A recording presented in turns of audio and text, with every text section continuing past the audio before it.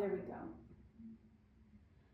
All right, good evening, everyone. It is January 27th, I believe. And I got some follower requests to read this book, The Incurable Graphomania by Anna, excuse my pronunciation, Krivolapova.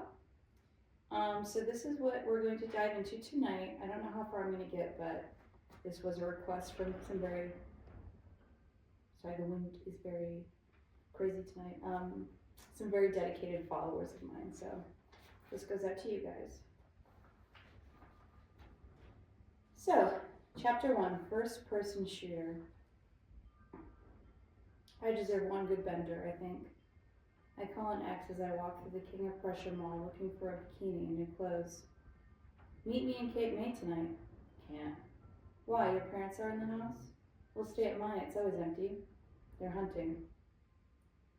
Brett always says his parents are off hunting somewhere in the Pine Barrens or West Virginia. It sounds like a lie. My guess? They're in rehab or that nude swinger resort in Berkeley Springs. Sounds like you can't talk right now. That's right, see you at work, Riley. Brett milks my neutered name whenever his wife is in the room. There's some kind of cool shove effect happening. Riley's sexless cable knit waspy qualities evaporate on the boot of a fictional Mercer County steelworker who wears it better. I want to go to the piercing pagoda and make the remaining girl holding the gun give me therapy. I would let her riddle me with holes if she'd let me tell her about how I came home to a typed letter from my fiancé, saying something along the lines of, I got a girl pregnant, it's over, you have 1 month to move out. It didn't hit me while I was clearing out the apartment, renting a storage unit, or quitting my job. It hit me while I was parked in front of Wawa looking at photos of their shotgun wedding. She wore a sari to the courthouse. There was jewelry coming out of her nose. And I read X marks the spot. The remaining holds the piercing gun between my eyebrows. But if you're going to the beach, you shouldn't get a new piercing. It could get infected. I walk away before she starts on infections or pus or anything that could bum me out. I go into Victoria's Secret and let the lady with the measuring tape around her neck slide her hands around my ribs. It feels nice. She smells like tuberose and baby powder and feels sorry for me. She gives me a pink striped card with my name and bra size on it. Riley, 32C, my new business card. I drive across the Whitman Bridge with my pink shopping bags, riding shotgun. South Jersey's open farms, devilish woods, and pine-ringed swamps make my head spin. The air smells so good downwind of the Pine Barrens, where honeysuckle and chicory grow lush on the side of the highway. Nothing like the sulfur ammonia bouquet I was living in. It's getting dark and half the cows are sitting down. Rain, maybe. I stop at Heritage Dairy for a cookies and cream milkshake. They call it the Holstein shake after the black and white cows. The eternal schema for all cows. I wish they were all Holsteins. The brown cows remind me of India, of corpses floating through the Ganges and Graham's new wife. There's no reception on Route 47. I turn on FM radio. Beach Boys, Eagles, Alan Parsons Project, Creed, and Don Henley ride with me on the last stretch to exit 0. The DJ keeps dimming the volume to sing over the songs with his own mid-Atlantic interpretation of the lyrics. He sounds tanked. I look for a place to park down the block after I finish unloading. The roads here are narrow, and very few of the Victorian houses have driveways. The code to the lockbox is still my grandpa's birth year. A smart thief would drive out here in April and try every house's lockbox starting with 1920. I walk around the first floor using my phone as a flashlight before shutting the curtains and pushing the kitchen's dimmer up a centimeter. I don't throw all the lights on like a madwoman, one lamp at a time. Sometimes the smallest bit of candlelight is just enough. My grandmother was paranoid about electrical fires. She'd walk around the house with her nose in the air, hallucinating burnt plastic. She'd unplug the refrigerator at night and spoil the food. I can hear it, she contested. I can hear it trying to burn down the house. It's cold, quiet, and wants to burn us alive. I always thought there was something to it. She dislocated my shoulder a time or two when I was really small, but they always clipped it back into place at Cape Regional. I always took her advice. She told me to buy a gray sedan, dark and nondescript, and to keep it clean with a trunk full of emergency. She was dying when she told me about the pink motel. She could have told me sooner. Every woman needs a break now and then. The warm yellow light makes this house look just like it did 10, 20 years ago, when I ran through it with tiny sandy feet. It still smells like old wood, upholstery, and grandpa. They never ended up renovating this place after he died. I usually sleep on the couch because the house gives me a haunted feeling that gets worse the higher up I go. The second and third floors scare me at night. The mildew smell is overpowering, and I go get the tent I keep in my trunk. The night is foggy and silent, and every single house I pass is familiar to me. I start to feel hopeful. I pop the tent open in the middle of the living room carpet and crawl inside to sleep. Tents make me feel safe and swaddled, but I always wake up with an ache in my shoulders and lower back. I carry my bags to the third floor in the morning. I rush to the second floor, past my grandparents' bedroom, the pink bathroom with the big scale, and the two frilly bedrooms with one window each. On the third floor, everything is decorated with pale green and white accents. One of the closets opens to a staircase up to the widow's walk. As a 7-year-old, I desperately wanted a picture of myself in the widow's walk, dressed up like Rapunzel. My grandpa tried walking into the front yard, crossing the street backwards until I hit the sidewalk, but there were too many trees obscuring me. The dense foliage surrounding the widow's walk made it feel like a sanctuary, a princess's invisible tower. I can sit here and watch the sunset, the hotel, the boardwalk, and the ocean, all framed by Victorian gingerbread woodwork that costs a fortune to repair. One of the windows facing Megan's in the hotel has been broken since I was a child. The neighbors can't see the damage behind her sycamore tree, so no one's bothered to fix it. There's a key to the wine cellar somewhere on this ring. I try every one, the oldest looking one first. Not it. It's old and big and heavy with variegated teeth like a family photo. The cellar door is outside in the alleyway, parallel to the ground. If left open, an easy way for a child to get hurt. That mistake has caused some expensive hospital visits and big fights. The door unlocks stiff and crisp like it hasn't been touched in years. It opens up to dust and bikes and bags of charcoal. The wooden wine rack has been rotting down here, stone cold, forgotten by everyone but the ocean air. I pick out 3 reds and crawl back upstairs. I try not to clink the glass bottles against our stone walkway and lay them in the budding tulips. Don't want to rouse the neighbors. There are 6 bottle openers in this house, and they all have a tiny layer of rust. Every salt shaker is compacted with moisture. Headlights sweep across the first floor. A Tahoe parks across the street, full of kids who sound tired but excited. I like how the insects start to get loud again this time of year. I miss them all winter long. They had a texture, a fuzz, a volume to the night. I enjoy the sounds of bugs and kids from my favorite bedroom in the house. 2 walls of shelves, fragrant with the signature Lingland vanillin scent of old books that I can read on the wicker front futon by the window. A porcelain sink juts out of the wall near the bed. It feels out of place with you until you need a palm full of water in the middle of the night. There's an empty wine bottle and 3 beer cans piled into a clear acrylic plastic box on the ground. A foolproof system I've developed for protecting floors and drinks. If something spills, it spills into the box. When I'm being disgusting and desperate, I can tilt the box into my mouth.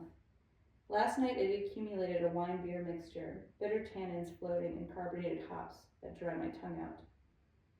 I get up at noon and take my coffee on the front porch, looking across the street to Megan's house. Another Jorgensen and Jorgensen heiress. J&J is actually a bunch of Smiths and Wilsons and Grants in a trench coat.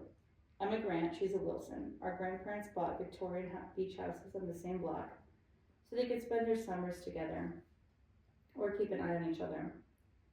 One summer, her grandpa started to cut newspaper into strips and build little boxes.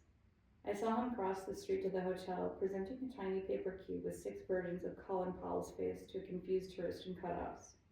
A few years later, a financial advisor convinced him to sell most of his assets, including the Victorian mansion.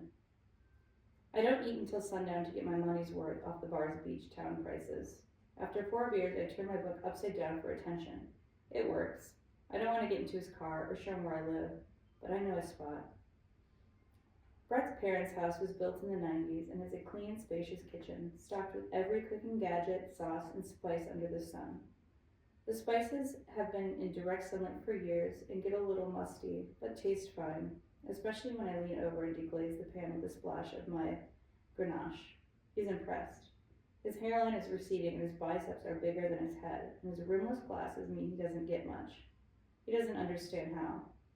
His ugly glasses make me feel like a candle in the desert, a tortured brulee. He's going to say and do and feel anything the moment calls for him. He's already living in the future where he's telling the story of tonight. Before I serve him dinner, he runs his hands under the string of Brett's mom's apron. I kick him out around 2 a.m. and sleep in Brett's room alone. It got cold overnight.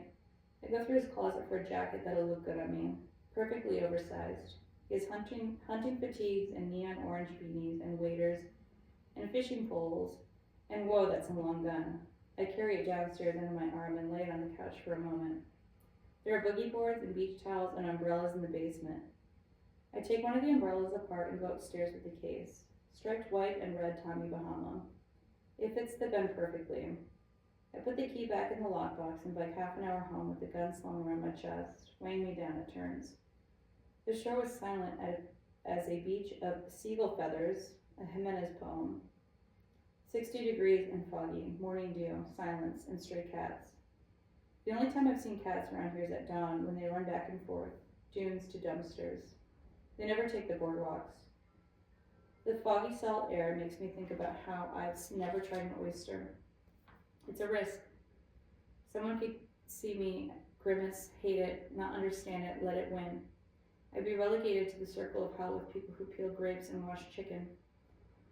I could try one alone in my bedroom where no one could see, but what would be the point? An oyster is a celebration. Champagne, caviar, fireworks, and 4-inch heels. I sleep for 6 more hours until I put on a silk scarf and red lipstick and bike to the fish market. I call on one of the Siberian fishmongers behind the counter and ask for a batch of fresh oysters. I kick myself for the signifier when I see the Serb smirk. Now he's going to dig to the bottom of the bushel and give me the oldest, ripest, sickest oysters. He's going to trick me. Give me a handful of clams at the bottom of my bag. The ones you see licking their chops on TV, old and fat and swelling out of their shells. I stop at Acme and buy Calastrano olives, pearl couscous, and a lemon. Then colliers for white wine and a case of, excuse my pronunciation, Narragansett. The beer is heavy, so I walk my bike the 2 blocks home. A second batch of kids and parents are milling around Megan's porch in the street. Some kind of career-focused summer camp, I guess. Kids who get good grades and have never gotten their asses kicked by anyone but their parents. Their brows knit up as I pass by with my oysters and beer. I spread out on the porch and crack open a Narragansett. I get a little high and it makes me pensive and anxious, and I intricate myself into the neurosis of everyone I'm spying on. I read the kids' and parents' faces like a TV special, the cast of characters. Tall, hairy kid with a slight hunchback, quick goodbye hugs with his dad, 1 suitcase. Shirtless ginger kid, already rearing to go for a swim. He'll be so disappointed by the cold. Short, chubby mixed grown, suffocating white mom with gray curly hair and a silk scarf around her neck. Her black dad is tall and bald and friendly to everyone. They probably still have sex. Maybe this is her chance to finally get some sleep. Chaperone 1. Drew Barrymore's character in Donnie Darko, at 15 years. Chaperone 2. Super energetic Latino with high and tight haircut and motor mouth. The only person helping everyone with their bags. All the Black and Mexican kids' parents are so proud of them. They're taking group photos in front of the house. Someone's frizzy mom already bought an I Heart Kate May sweatshirt. Maybe she was just cold. It's overcast here until Memorial Day. Through Memorial Day, really. But the bodies make it warmer. The kinetic beehive of umbrellas on the beach. They're so cheap for renting this off-season. The kids can't even swim. I get bored of them all and go upstairs. I sit in the window and watch Megan's house. The ginger kid is rubbing sunblock in his chest on the front porch. Back for more. Maybe the water isn't as bad as I thought. I throw on a bathing suit, put blush on my cheeks, and leave with a towel, novel, snacks, and beer. The ginger's name is Sam, or Sean. He's 17 and sufficiently impressed by a case of beer and a hand on his thigh. A forbidden nature preserve sends him over the edge. I lead him to slaughter in the endangered tern nesting area. Are you sure it's okay for the birds to be eating Captain Crunch? They love it.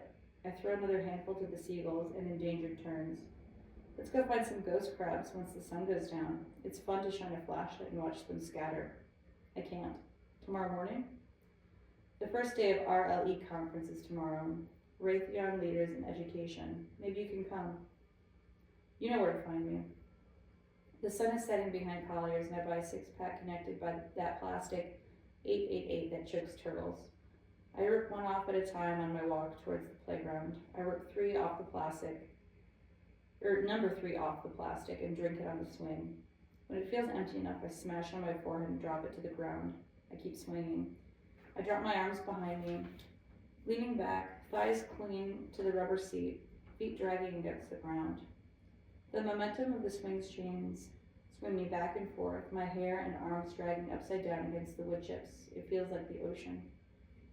It occurs to me in a shock of joy that the ocean is less than a mile away.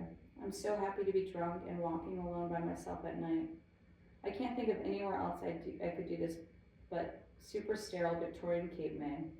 There's a big helicopter that beams infrared and scoops up vagrants, bums, criminals, and undesirables into a crab net and releases them over the Delaware Bay, Pinochet style. Not really. The local public servants give every homeless person they see a $200 hotel voucher and a bus ticket to Atlantic City. I check on the ghost crabs that live in the cracks between the big wet rocks of the jetty. They scatter as soon as I appear. They've seen the Old Bay banner plane flying over the crab eaters opening beers with their Old Bay keychains on their Old Bay beach towels. I see one pinch my foot, coming in for his reparations. I let him have it. My reflexes are gone and I'm too drunk to feel his pincher. If he wants a tow, he can take a tow. I've got 9 more lives. I leave my clothes in the lifeguard roost and go for a swim. I sink my chin down into the water when the beach cleaner drives by in his big noisy truck. The ocean is cold and winds me and I could drown, but I'm not so lucky. I take my coffee on the front porch. I tense up when Sean waves towards me. He walks over and reminds me about the RLE conference. It's in the convention center on the boardwalk, a block away from the arcade. I know it. Are you coming? Am I allowed? Not quite. I'll go. Sean gives me another girl's lanyard. She has IBS and wants to stay home and watch cable. The barcode works and I'm in. Every 10th person here is probably clocking me for a fake high schooler like they're watching a Lifetime movie. Maybe it's just hangover anxiety. My lanyard strap is decorated with the logos of NASA, NOAA, Samsung, McGraw-Hill, Treyarch, and Anheuser-Busch. I want to show someone my ID and get an orange wristband, but can't blow my cover. We walk around the convention center collecting lanyards, pens, drawstring backpacks, and koozies. We take fistfuls of candy while a chubby DoD contractor pitches an internship building satellites in Baltimore. We try astronaut food from a tube and spit it out into SpaceX napkins. I follow Sean into a room full of computer screens and gaming consoles. The walls are lined with thin bands of neon light, like laser tag. A girl scans our lanyards as we come in. She's wearing more makeup than me and looks good in khakis, and I want to leave. 2 in a system. We sit down and I wipe the fingerprints off my controller before pressing start. The game has 4 levels, each in a different location. Practice, Antarctica. Sporadic targets running across an open white plain.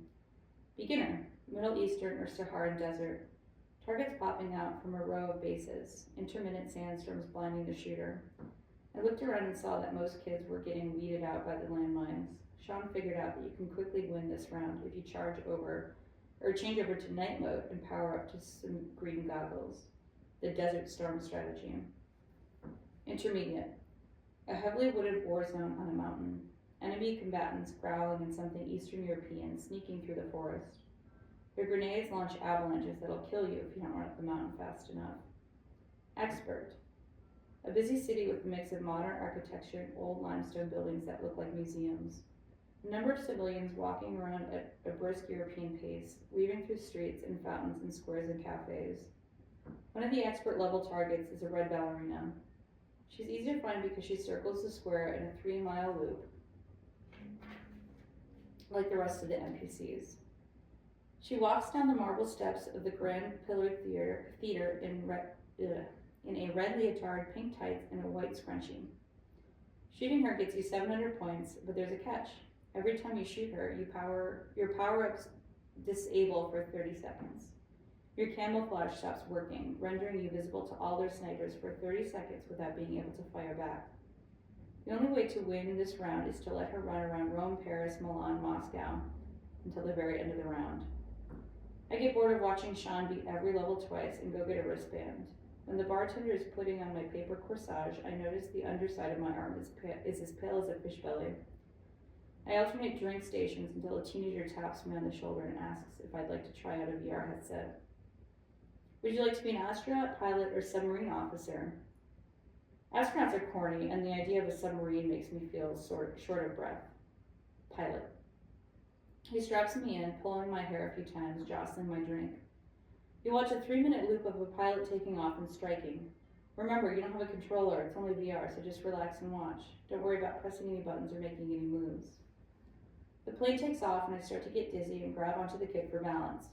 He's so skinny. Maybe I'm holding on to a folding chair with a sweatshirt thrown over him. The pilot strikes the center of a mountain and the bomb lands in a big wet slosh of magma that covers my windshield. I reach for the wipers. I touch someone's cold hands. I take the goggles off, trying to think of what my hair looks like, or the inevitable pink line on my forehead. How was it, he asks, wiping my headset off with rubbing alcohol. I feel a little offended that he's doing that in front of me. I get my 5th drink and I leave to go watch the ocean from the veranda. It's the warmest day yet. I hop the fence, land in the sand, and start taking my shorts off. I fold my clothes into a pillow and settle in for a tan. My last drink is starting to hit me and my purse spills onto the sand. I reach for my lipstick, that classic little MAC bullet that feels so good in my hand. I draw a red circle around my belly button as a plane flies above me. I shoot him with my finger a few times and fall asleep. The beach is the only place where you can walk around with a bathing suit under your clothes all day, start drinking at 11, nap it off on the sand, and go about your evening. At home, I arrange the oysters in a circle on ice, squeeze lemon on their bellies, and tweeze the stray citrus seeds off the plate with chopsticks. I iron my hair like Veronica Lake and draw a beady mark on my cheek like Marilyn. I dance around the kitchen until I catch my reflection. The beady mark looks stupid and I smudge a brown line across my face, wiping it off. It took 40 minutes to do my makeup. Liner from the inner corner to the outer, highlight on my cheek and brow bones, pour a blush that would look clownish in daylight, red lips, fake lashes, high contrast, Grandma's red silk bathrobe, Angelina Monica Helen of Troy, drunk in the kitchen built in 1841. I thought of the panopticons, the boredom, the suffocation a woman would feel in this room 100 years ago. I'll be throwing up into 200-year-old pipes tomorrow morning and be freer than a woman dropping belladonna in her eye while a slave gives birth in the little house behind ours, the one we sold in the 80s. Some woman from Texas moved in and had a stroke while gardening 10 years later. I've never seen anyone go in there but the little backyard skunk. My ice is melting and my olives are starting to sweat, but I feel nice and drunk and go upstairs to the widow's walk to watch the kids across the street. They're having a party with strobe lights in their living room that illuminate their silhouettes identically. Brett's gun fits perfectly in the hole between the screen and the window frame. Just a thin little nose and such a long gun. Sean walks outside onto the porch. More kids follow him and turn to face the house, leaning back against the Victorian gingerbread railing, pushing against its antique limits. A camera flash goes off and my trigger finger follows. The bullets sound distant, like they're coming from the ocean. I empty the gun into their gingerbread railing and watch the kids fall onto the porch, horizontal and parallel in matching sweatshirts. A cop asks me questions an hour later. He sees my melted ice and submerged oysters and cried off makeup and believes I've been stood up. It's never happened to me before. Maybe he heard the shooting and got spooked. You think he's a witness? Any name I give him, real or fake, could cause trouble. I met him the old-fashioned way on the boardwalk, never got his name. Ma'am, did you notice your refrigerator is unplugged? The cop leaves without even checking upstairs. I think he felt the ghosts, too. After he's gone, I blow kisses to the ghosts and give them nicknames. Shelley, Hadrian, Marlin, and Pearl. I thank them all. I pour Malbec into 4 glasses and set them around the long dinner table in the house. I crawl across the oriental carpet. Shelley's goblet in my hand, raised to the heavenly hosts of 36 Congress Street. Too drunk to walk upstairs, I crawl into my tent and sleep in there for the night. I take my coffee on the front porch. 5 of the kids, including Sean, are wrapped up in blankets on Megan's wicker. I go back inside. Flour, butter, sugar, salt. There's rust on this pastry cutter and no one at the kitchen table. I imagine Hadrian sitting there, grumpy and hungover with an Irish coffee, watching me bake. I make a batch of sugar cookies with cinnamon vanilla icing and carry the tray over to Megan's. I've done this before, when her aunt got married to a libertarian. I set the tray down on the coffee table. Sean says hi with his eyes. Drew looks solemn and nods his head, charging herself up for a courteous remark about the cookies. I'm nervous under her silence and accidentally call her the nickname I've given her. She frowns, unfamiliar. I catch my reflection in the window pane behind her head for a moment, and I feel painful clarity. Now I'm Mr. Wilson, the senile neighbor bearing unwanted gifts, only tolerated for my proximity and wealth. If she's Drew Barrymore in Donnie Darko, I'm Drew Barrymore in Great Gardens. I cross the street back home and sleep for 12 hours. Flags are at half-mast, but stores are open. The French bakery was bought out by Bulgarians a few years ago. They kept the name and the glass case of familiar pastries, but put in a refrigerator full of farmer's cheese, cured meats, and pierogies all labeled in Cyrillic. I bought a batch of walnut sticky buns and 2 croissants. I thought of the first time Graham joined me on this early morning breakfast mission. We held hands in the foggy morning, taking the shortcut behind the seafood restaurants, picking each other every time we saw an alley cat or an Eastern European lifeguard on her walk of shame. I meant to say poking, not picking. They never took the boardwalks either. They stopped importing lifeguards to the East Coast. It's all locals in the roosts again. I wonder what that means for the culture. I fry an egg and put it in between the 2 croissants. The ghost's wine is giving the dining room an acidic smell. The house feels barren. I think I scared them away. The piece of folded cardboard stabilizing one leg of the dinner table is disintegrating into the oriental carpet. Paranoia is setting in. I changed the combination on the lockbox to 6879, a year that hasn't happened and never will. I drive 40 minutes down Garden State Parkway and turn off when I see the perfect swamp. I throw Brett's gun into the reeds and watch it sink into the methane-scented water, imagining it was a spoon falling into a cup of gritty black tea. Okay, so that is the end of chapter 1. I think that I will stop here for tonight. My mouth is feeling a little sticky, and I feel like I'm not in the best position to be reading many pages here, but hopefully you all enjoyed this little sample, and I will be back with more. Good night.